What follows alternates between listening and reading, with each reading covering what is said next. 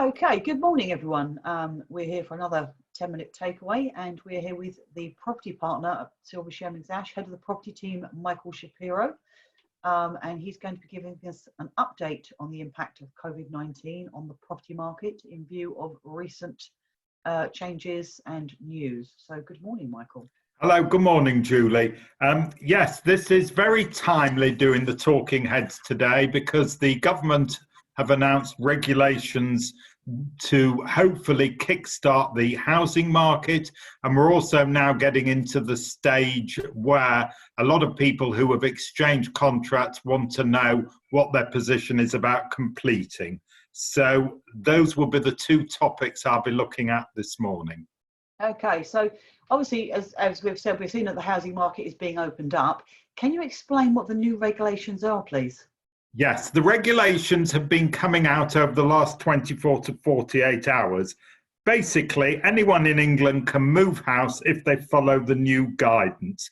I'm not going to go through the guidance on a line-by-line basis, but you can find it on the government website.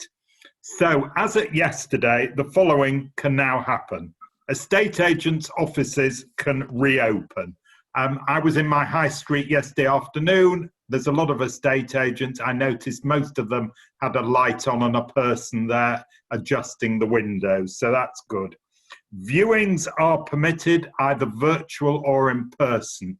I wouldn't advise people to rely on a virtual viewing. You must always go see the property and inspect it properly, and if necessary, have a survey. Show homes can now open. That's a big, big bonus because the construction industry will then get a stimulus. There's the knock-on effect, and a lot of people seem quite keen to go look at new properties because they feel they are, quote, virus-free.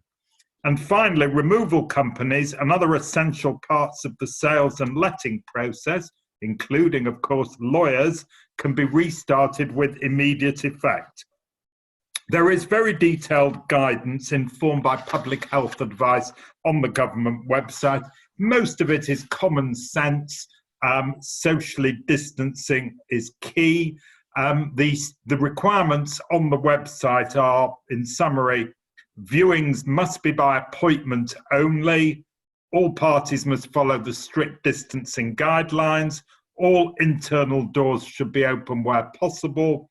The seller should not be in the house at the same time, so there should ideally just be two people, the potential buyer and the agent. They also have to provide facilities for washing hands, and obviously don't go into a house where somebody says we're self-isolating or vice versa. The idea is for there to be, to quote the minister, agreeing amicable, sensible arrangements. Again, a lot of it is common sense. I think it will be a good kickstart to the generally housing and construction market, but like most things, time will tell. As you know, we as a firm do a lot of construction work. There have been some further steps to support safe house building.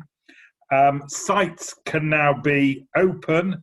The site owner can apply to the local authority to extend working hours to 9 p.m. Monday to Saturday in residential areas. And beyond that, there are very clear government guidelines. Council approval is required unless there are very compelling reasons why this is not appropriate. Having spoken with one of my construction partners this morning, he tells me that most of our clients are planning to go back on site. They're just finishing their risk assessments for social distancing. And then the final point, and something that I was delighted to hear, the planning system has been told to make more use of digital technology. That should speed things up. The idea is that all planning hearings will become virtual within a few weeks, so the planning system can resume, and hopefully this will become permanent, which will make it much more accessible, user-friendly, and quicker. There has been a bit of press comment, as everybody will have seen this morning. Rightmove, I'm just reading from today's paper, Rightmove reported a 45% increase in traffic, 70% more email inquiries, and over 2,000 new listings. So it does look as if the market might move. One of the points that has been mentioned, though, is what will happen to house prices. Now, I'm obviously not qualified to say, but if you read the papers, you either get the doomsday scenario of a 20% fall over a year, which was roughly, from my memory, what happened after the 2008 banking crash. However, it's likely to be less drastic. One of the leading commentators has predicted it's likely to be nearer 5%. Obviously, there could be problems. People who are looking or people who have even exchanged might be having financial problems. People whose houses a couple of months ago were worth X might well find that they're now worth X minus Y. But hopefully, certainly those of us in the profession and in our firm believe that we are looking towards some movement. We as a firm do a lot of plot sales work where people buy plots off plan, say 18 months ago. A lot of those properties have been built. We've had a lot of completions that have been frozen over the last few weeks. One of my colleagues today told me he's looking forward to getting a lot of these now completed.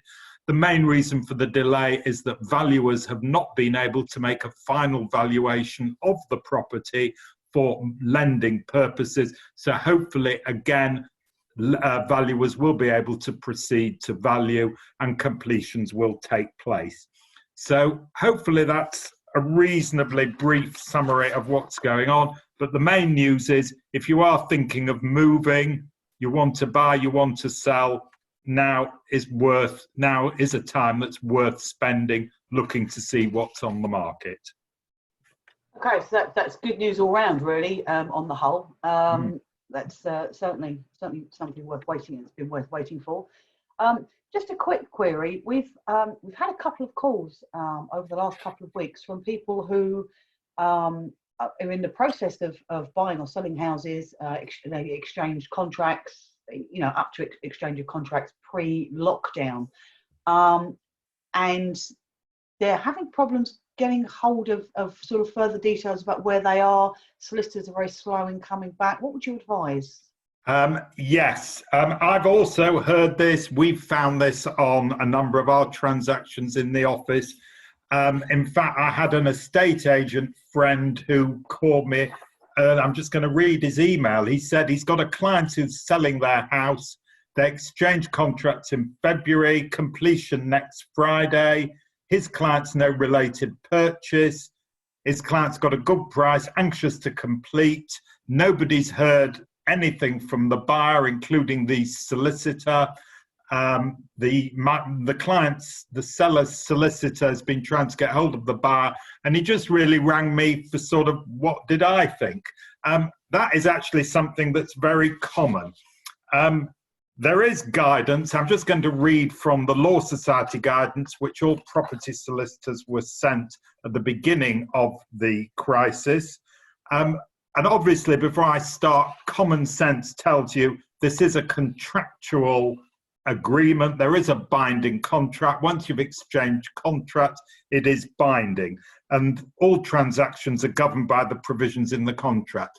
I'm going to give you a more general overview because obviously every transaction is different, every contract is different.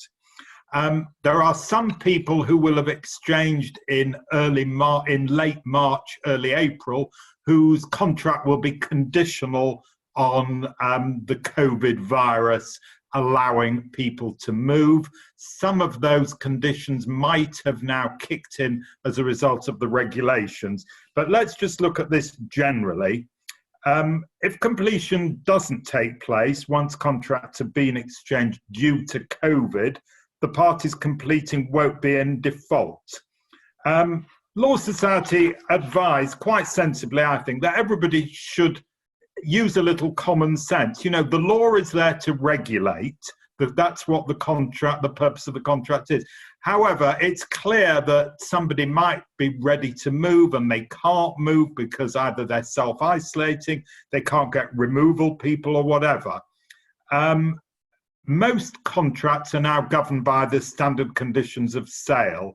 And it's interesting, and we lawyers, because we've had a bit of time, have had a bit of a debate, but there is no specific force majeure provision in the standard conditions. In other words, the standard conditions don't simply say, if there is a, for example, pandemic, this contract goes on hold. So we've got to look at this practically and legally. Can't get hold of the solicitor, can't get hold of the buyer. What are you going to do next Friday? Well, you've got a few days to think about what you're going to do. It may well be that the person does complete next Friday. It may be that they have been furloughed and they're having to renegotiate a mortgage. There's all sorts of reasons. But what we always say is we have to manage the agreement to delay. So a phone call is worthwhile, an email is worthwhile, but most contracts won't really have a provision for this. So you've got a delay, and let's work on the basis here there is a delay. So the next thing is, it's tempting, very tempting, to suggest, why don't you say to your buyer, let's just move and leave the lawyers to sort it out later. It'll all come out in the wash. It won't. It won't. Take it from me, it won't. It will be horrendous. Most people that we have found, particularly on our plot sales, have been unable to complete because they can't get a mortgage advance from the lender, simply because it's conditional on a final inspection. Now that valuers can go in, hopefully that will largely fall away. However, you now have to manage how you're going to agree to delay. Look at the contract. There is nearly always, and the standard conditions provide for this, what to do in a breach of contract. So let's look briefly at what most contracts will say. And I'm just going to read from the standard conditions. Firstly, time is not of the essence unless and until a notice to complete is served. In other words, if somebody fails to complete next Friday, it can just go on and on until matters are crystallized by the serving of a notice to complete. A notice to complete makes time of the essence, so that at the end of the period referred to in the notice, which is found in the contract, usually 10 working days, completion must take place. So you're in a breach of contract situation, temporarily remedied by having a notice to complete. So in the case that I was telling you about, and what I actually said to my agent friend, the buyer's delayed completion. So the buyer would have a choice. He can do the following. He can rescind the contract. In this market, not sure if it's very sensible. He can retain the deposit, he can resell the property, he can claim damages. But first of all, he has got to serve the notice to complete. That is the real crystallizing matter. That makes time of the essence. But as I told the agent yesterday, if the seller is the, quote, innocent party, they must be ready, able and willing to complete once the notice is served. So the crucial thing is, if you are instructing a solicitor to serve a notice of complete, make sure all your ducks are in a row. Because if you are not ready, able and willing to complete, your notice will not be valid. Time is then running, as I say, under the standard conditions. Most contracts have 10 working days to complete. And the thing with a notice to complete is, once it is served, it cannot be withdrawn. So if the defaulting party does not complete before the notice to complete expires, the innocent party can terminate the contract. provided, and I will emphasize this again, they are ready, able and willing. That's one of the things that causes litigation if you're not ready, able and willing. So you need to think what you want to do. Most people actually want to sell their property. And if they got a decent price in February, they certainly won't get that decent price if they remarket it now. So you can rescind the contract, but let's say the notice to complete after 10 days is ignored. It's not complied with. So you decide you're not going to rescind the contract. Time then does not remain of the essence beyond the expiry of the notice to complete. And indeed, a recent case said that the time for completion can't remain of the essence on an ongoing basis. Otherwise, all that happens is something runs on and on and on. So my advice would be very straightforward. Get hold of the solicitor and agree to vary the contract. The contract has to be varied in writing. I would vary it by extending the completion date on certain conditions. And then crucially, I always advise clients to have a long stop date, say 2 months, 3 months time. Otherwise, it can just roll on and on and on. Hopefully that doesn't happen to anybody, but there are legal remedies as I've just outlined. Okay, that's great. Thank you, Michael. That's some really useful and sage advice, because it is going to be a little cloudy, the water, I think, as yes, everyone gets used to the new rules and regulations.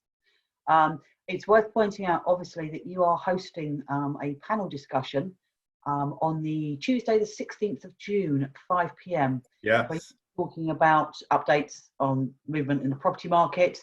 And you're going to be joined by Andy Norton of Lubbock Fine Chartered Accountants, and Phil Richards, Head of Professional Services at Brecker Grossmith Chartered Surveyors. So between the three of you, you're going to be looking at the impact of COVID on property from legal, taxation and surveying perspectives. Is that correct?